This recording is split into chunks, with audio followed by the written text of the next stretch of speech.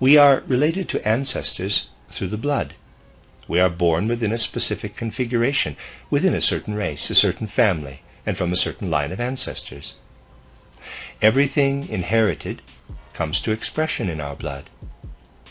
Likewise, all the results from an individual's physical past accumulates in the blood, just as, within it, there is prepared a prototype of that person's future. When humans fall asleep, they sink into unconsciousness because of what the consciousness experiences within the blood.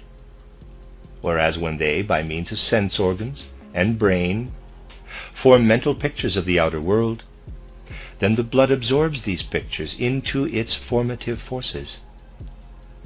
Thus the blood exists midway between an inner picture world and an outer world of concrete forms. This becomes clearer if we look at two phenomena.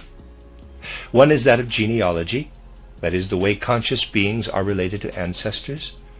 The other is the way we experience external events. Consequently, when the individual's normal consciousness is suppressed, for example under hypnosis or in cases of somnambulism or atavistic clairvoyance, a much deeper consciousness becomes submerged. Then, in a dreamlike fashion, the great cosmic laws are perceived.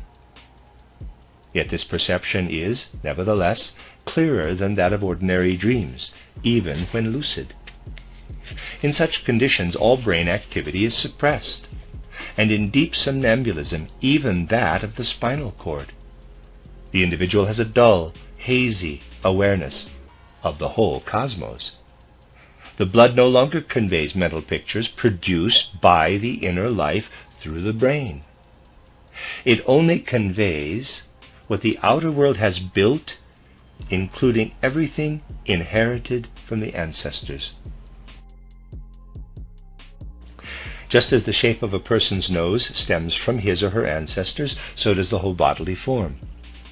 In this state of consciousness, a person senses his ancestors in the same manner that waking consciousness senses mental pictures of the outer world. A person's blood is haunted by his ancestors. He dimly participates in their existence. Everything in the world evolves, also human consciousness. If we go back to the time when our remote ancestors lived, we find that they possessed a different type of consciousness. Everything a person experiences through the senses is working in not only his blood, but also in his memory. By contrast, a person remains unconscious of everything bestowed by ancestors. We know nothing about the shape of our inner organs. In the past, all this was different. At that time, the blood conveyed not only what it received from outside through the senses, but also what existed in the bodily form. And as this was inherited, we could sense our ancestors within our own being. A person's mental life depicted ancestors' experiences as if they were his own. A person could remember not only his own childhood, but his ancestors' lives, because they were contained in the pictures absorbed by his blood.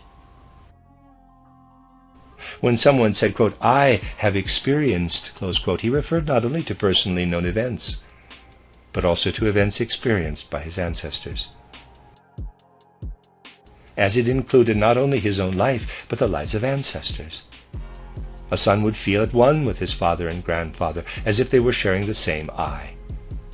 This was also the reason he did not give himself a personal name, but one that included past generations, designating what they had in common with one and the same name.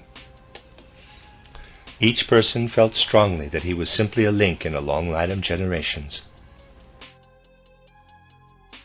What we are about the business now is awakening.